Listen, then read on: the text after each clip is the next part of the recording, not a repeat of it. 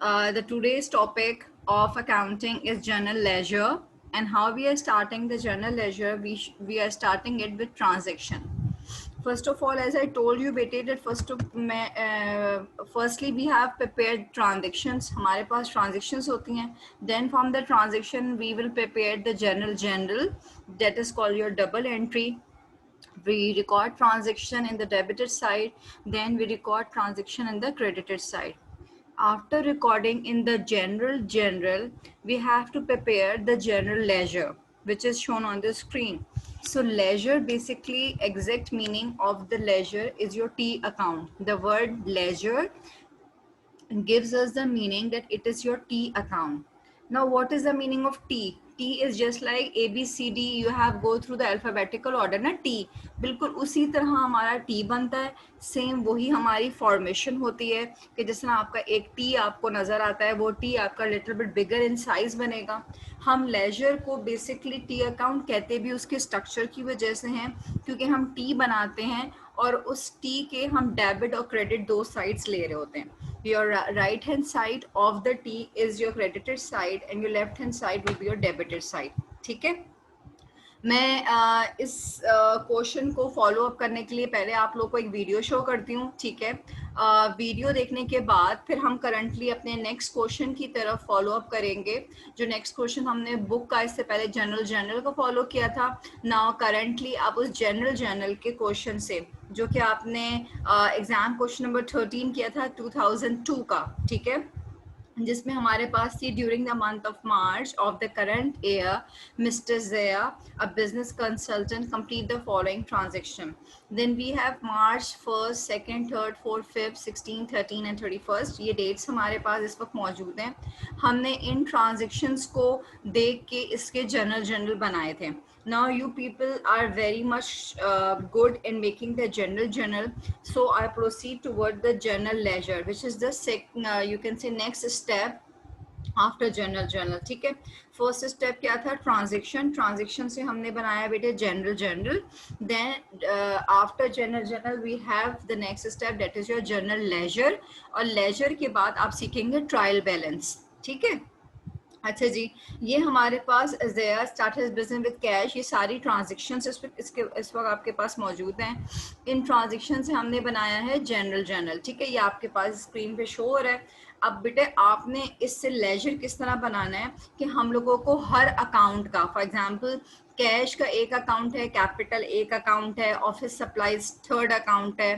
Cash को दोबारा नहीं लेंगे. जिस अकाउंट को एक दफ़ा काउंट कर लेते हैं ना, उस अकाउंट को दोबारा अकाउंट नहीं करते. ठीक है.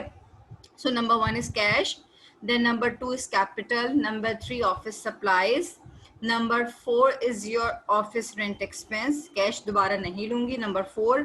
Then number 5 office equipment. आप लोग अपनी बुक के एग्जाम क्वेश्चन नंबर 13 को ओपन करें और काइंडली अपने पास नंबरिंग करिए जो आप लोगों ने जनरल बनाया हुआ है इस क्वेश्चन को.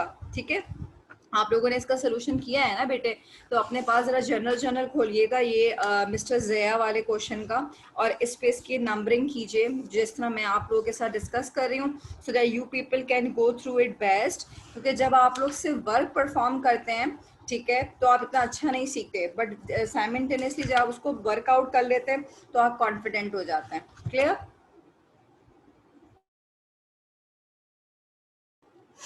Yes.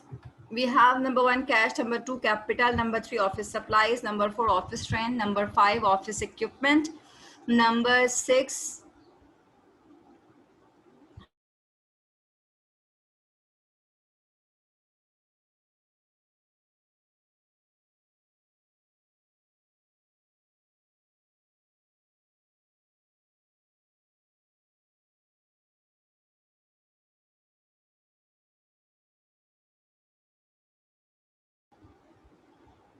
Yes, then we have number 6, I think, consultation service, then 7 salaries, 8 accounts payable, and then number 9 we have drawings again. Okay, so now I proceed towards the explanation of leisure.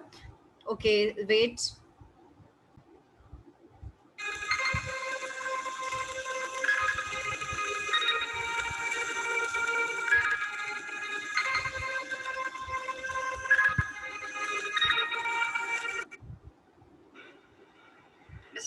बिस्मिल्लाहिर्रहमानिर्रहीम, अस्सलाम वालेकुम students. आज हमारा topic है laser. ठीक है, हमारे पास आपको फर्स्ट कंटेंट नजर आ रहा होगा कि आज हम आप लोगों को लेजर बनाना सिखाएंगे कि हम लोग लेजर अकाउंटिंग में किस तरह बनाते हैं। अगर लेजर की बात देखें तो इसका सिनोनिम नेम है टी अकाउंट। लेजर को हम टी अकाउंट भी कहते हैं। हम इसको टी अकाउंट किस लिए कहते हैं? Due to your structure. हमारे पास लेजर का जो स्ट्रक्चर है, इसके स्ट्रक्चर की वजह से बेटे हम इसको टी अकाउंट कहते हैं। मींस अगर हम एक बड़ा सा टी बनाएं और इस टी के अंदर हमारी रिकॉर्डिंग आएगी तो ये हमारा एक लेजर कहलाएगा। ये जो आपको एक बिगेस्ट साइज ऑफ टी है, this is called your T account, this is also called your ledger. Okay, now I proceed towards your bookish question.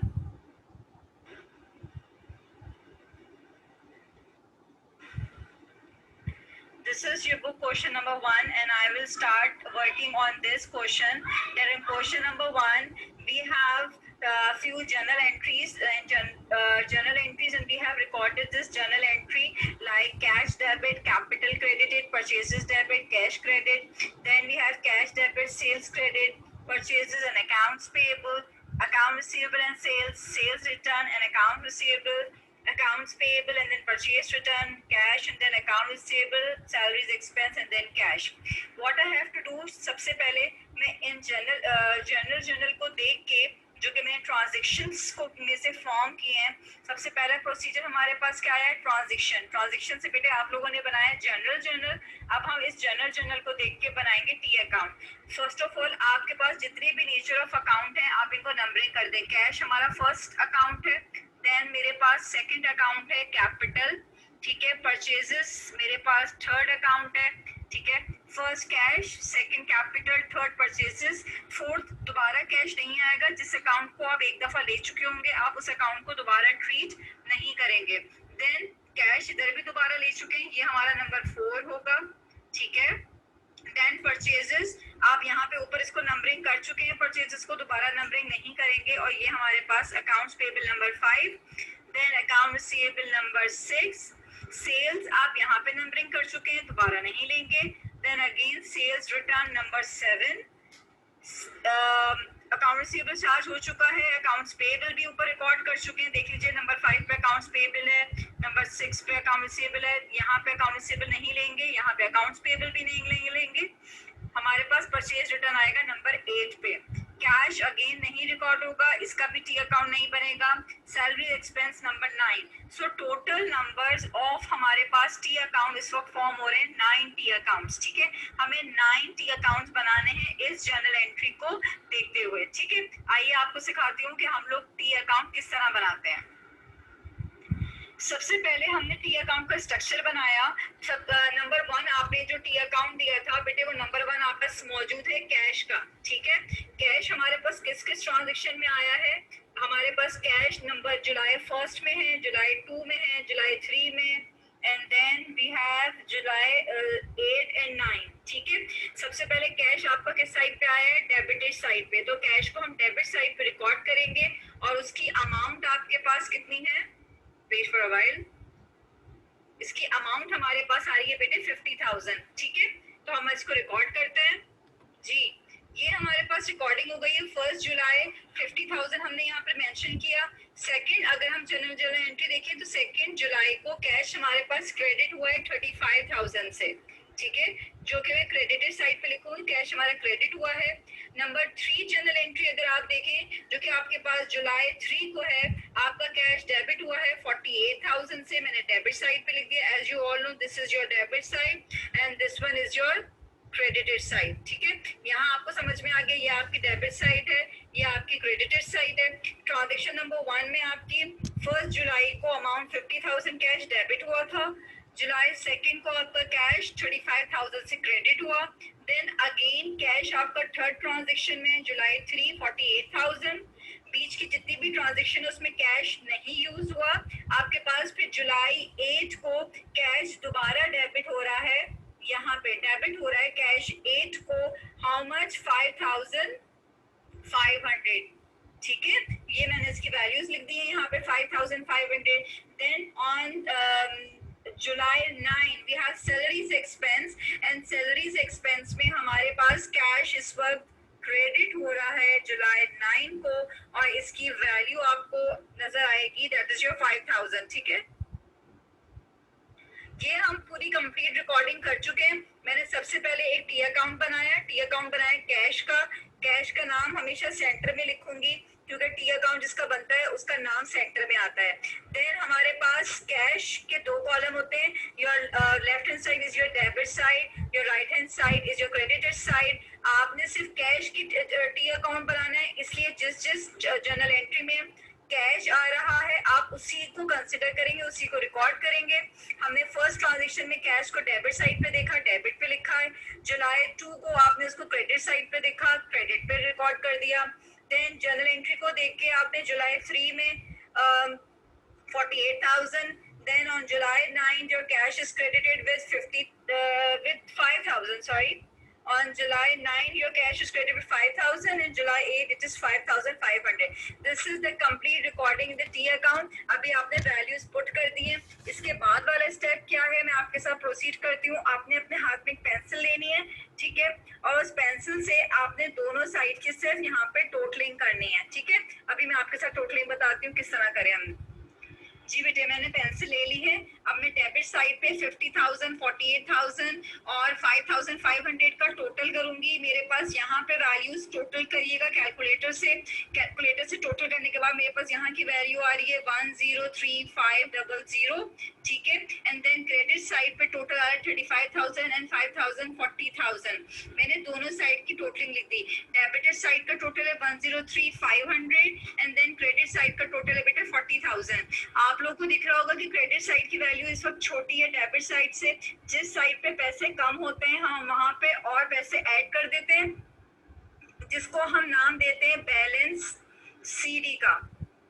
ठीक है, सिंपली आप 103 बैलेंस सीडी की वैल्यू कैसे निकाली जाती है ये मैं आपके सामने लिखती हूँ। 103,500 माइनस 40,000 आपके पास बैलेंस सीडी की अमाउंट आ जाएगी। ठीक है, आपने 103,500 में से 40,000 को लेस करना है and then you will get the value which is 63,500। ये आपकी बैलेंस सीडी की वैल्यू है और वो हमने यहाँ पे 63,500 यहाँ पे रिकॉर्ड कर देनी है।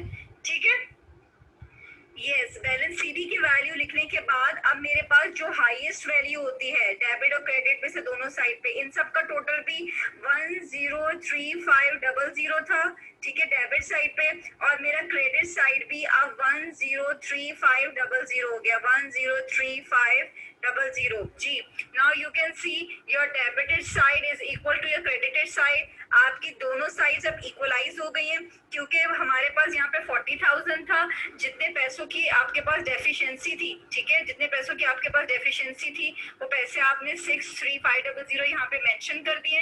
ठीक है, आपने दोनों साइड की टोटलिंग 103,500 हो गई है, 103,500 हो गई है। इसके नीचे हम क्लोजिंग लाइन मेंशन करते हैं। क्लोजिंग लाइन, ये जो क्लोजिंग लाइन शो करती है इसका मतलब आपने अपना टी अकाउंट कंप्लीटली फॉर्म कर लिया है और अब आपने इसको डबल लाइन फॉर्म करके दोनों एक ही लाइन में आएंगे। जिस साइड पे आपका डेबिट आएगा उसी के बिल्कुल सामने वाली लाइन में आपके पास क्रेडिट का भी आएगा। दोनों को एक ही लाइन में लिखिएगा। मतलब अगर मैं यहाँ पे एक टी अकाउंट बनाऊं, देखिए आपके सामने, और इसके पास मैं वैल्यूज यहाँ इस लाइन पे क्लोज करूंगी, ठीक है, 5,000, तो मेरे पास उसके सामने क्रेडिट की भी वैल्यू 5,000 यहाँ पे ही क्लोज होनी चाहिए, बिल्कुल इसके सामने सामने सेम लाइन में।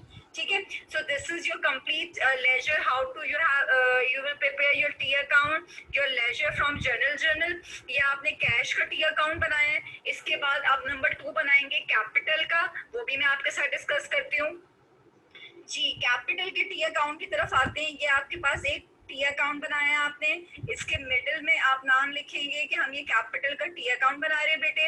ये आपकी डेबिटेड साइड हो गई है या आपकी क्रेडिटेड साइड हो गई है। हमने सेकंड जर्नल को देखा है।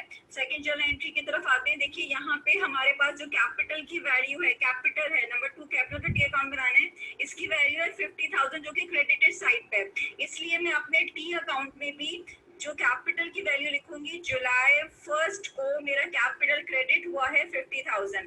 ठीक है, मैं यहाँ पे इसकी वैल्यू लिख रही हूँ। अब मेरे पास किसी और जर्नल एंट्री में कहीं भी कैपिटल यूज नहीं हुआ। अब मेरी दूसरी साइड एम्प्टी है। मुझे डेबिट और क्रेडिट दोनों साइड्स को इक्वल करना है, इसलिए मैं यहाँ पे बैलेंस CD लिखूंगी and this balance CD is my 50,000. ठीक है, now these both sides will be equal. अब मैं इनको क्लोज कर सकती हूँ. Here is 50,000. Here again is your 50,000. Both the sides are equal.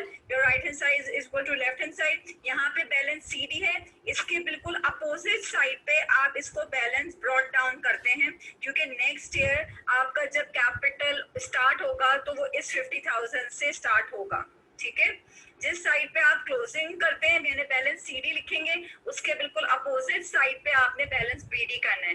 ठीक है, ये जो आपने अभी कैश का टी अकाउंट देखा था, इसमें आपके पास बैलेंस CD आया था क्रेडिटेड साइड पे बेटे. ठीक है, तो इसका बैलेंस BD अगर मैं लिखूंगी तो बैलेंस BD मेरा कहाँ जाएगा, इसका डेबिटेड साइड पे जाएगा. और कौन सी अमाउंट जाएगी, 63500, क्योंकि जिस अमाउंट को हम CD में लिखते हैं उस अमाउंट को, सेम अमाउंट को हम BD में लिखते हैं.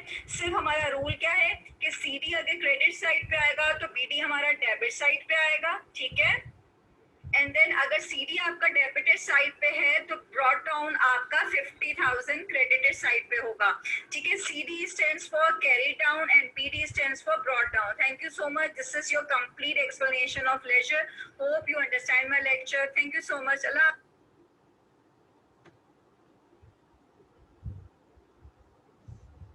Now you people will be confident enough after watching this video in which we have discussed how to prepare the ledger. Again, I would give you the short description that how we are recording it. First of all, we have this general format. हम general हमारे सामने जब हम बना लेते हैं तो इसमें से हम हर अकाउंट्स को नंबरिंग करते हैं. हर अकाउंट का एक टी अकाउंट बनता है. जैसे कैश है तो कैश का एक ही टी अकाउंट बनेगा और सारे कैश की वैल्यूज उसी टी अकाउंट में जाएंगी. देन नंबर 2 कैपिटल का फॉर्म होगा.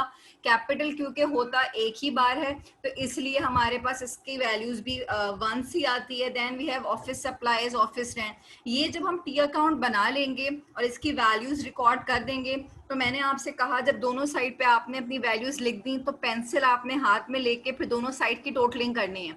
अगर एक साइड पे आपके पास 100 रुपीज हैं और दूसरी साइड पे 80 रुपीज हैं तो इसका मतलब है जहां 80 आया है जिस साइड पे, यानी अगर बैलेंस CD पे 80 है तो बैलेंस यानी क्रेडिटेड साइड पे, सॉरी, अगर क्रेडिटेड साइड पे 80 है तो balance CD 20 rupees credited side पे जाएगा. ठीक है, अगर आपका बैलेंस CD क्रेडिट साइड पे तो इसका मतलब आपका BD कहाँ जाएगा, डेबिट साइड पे, और अमाउंट सेम वही 20 रुपीज ही होगी. Clear. CD and BD is the difference amount जो कि हम निकालते हैं कि हमारे डेबिट और क्रेडिट दोनों साइड को बैलेंस करने के लिए. मैंने भी आप लोगों के साथ डिस्कस किया कि आप लोगों ने इससे पहले भी ये डिस्कस किया होगा कि आपकी left hand side equal to right hand side होती है. अकाउंटिंग में इन दोनों को इक्वलाइज करने के लिए हम बैलेंस CD और BD का वर्ड यूज करते हैं. CD stands for carry down, BD for brought down. एक दो लेक्चर भी हमारे इस तरह के वीडियोस चलते रहेंगे, हम लोग लेक्चर समझते रहेंगे. So you people will be more confidence. So keep attending your class and watching the videos. I proceed towards the today's question which I have found with you. What you people have to do, हमने इसकी numbering करी थी और हमने form किया था कि हमारे पास 90 अकाउंट बनेंगे. नाउ अभी आप लोगों ने क्या करना है, जैसे कि अभी आपको स्ट्रक्चर शो किया था, आपने 90 अकाउंट्स बनाने, सेम बड़े बड़े इसी तरह के T9 फॉर्म होंगे. ठीक है, सबसे पहले आप लोगों ने मेरे साथ कैश का T अकाउंट बनाना है. कैश की वैल्यूज लिखनी है और कैश की वैल्यूज लिखना स्टार्ट कर दीजिए मेरे साथ. कैश का T अकाउंट बनेगा. कैश की T अकाउंट में T बना के कैश को सेंटर में लिखिएगा. उसकी मार्च 1 की डेबिट साइड पे 25,000 लिखिए. मार्च 2 पे कैश 6,000. मार्च 3 पे cash 5,000. Then March 16 cash 8 to 50,000, 8,250. Then March 30 cash 3,600. Then March 31st cash 4,000. Then March 31st cash 9,300. And then again March 31st we have cash 8,000. Kindly इसकी values record कीजिए please. Yes, we have prepared the first one, cash T account, in which after recording all the debitor side on the cash and creditor side of the cash, we have balance CD 16650, जिसको आपने जो CD की value है next side पे उसी को आपने brought down भी लिखना है, लेकिन दोनों साइड पे पहले क्लोजिंग कीजिएगा हाईएस्ट वैल्यू से, ठीक है. Yes, we have done the T account. अभी हमने सबसे पहले कैश का टी अकाउंट बनाया. जो कैलकुलेशंस की थोड़ी सी मिस्टेक आ रही है हमारे पास, टी अकाउंट इस वक्त मैंने आपके सामने बनाया है, वीडियो आपने देखी, उसके बाद आपने डेबिट साइड पे कैश की वैल्यूज लिखी हैं 25,000, क्रेडिट पे लिखा 6,000, अगेन क्रेडिट पे लिखा है 5,000, फिर आपके पास आ गई है डेबिट साइड पे कैश 8250, देन कैश की वैल्यू है 3600, देन आपके पास कैश है 4,000 क्रेडिट साइड का, डेबिट साइड पे है 9300 एंड देन क्रेडिट साइड पे अगेन 8,000 है. अब हमारे पास जो मेजॉरिटी टोटलिंग आ रही है, डेबिटेड साइड पे वैल्यू है 42,550, क्रेडिट साइड की वैल्यू आ रही है आपके पास 26600. डेबिट में से क्रेडिट को माइनस करेंगे, हमारे पास पैसे कम आ रहे हैं क्रेडिटेड साइड पे, ठीक है. डेबिट साइड पे आपके पास है 42,550, क्रेडिट साइड पे है 26600. बैलेंस सीडी की अमाउंट आपकी क्रेडिट साइड पे जाएगी जिस साइड पे पैसे कम होते हैं, जो कि आपके पास आ रही है 15,950. क्लियर. अब आपने बैलेंस सीडी की जो अमाउंट है क्लोज करना है, पहले दोनों कॉलम्स को क्लोज करेंगे हाईएस्ट वैल्यू से. हाईएस्ट वैल्यू क्या आ रही है 42,550, उससे आप क्लोज कीजिएगा और फिर बैलेंस सीडी के अपोजिट साइड जो है डेबिट साइड होगी, जिसपे आप वैल्यू लिखेंगे 15,950. Clear? Hope so now you people are capable enough to form the ledger. It's very easy, and still if you are having the problems then you can watch the video, and but we will discuss in further lectures also. Okay, so yes, this is all for today. Thank you so much for attending the class. Thank you so much once again.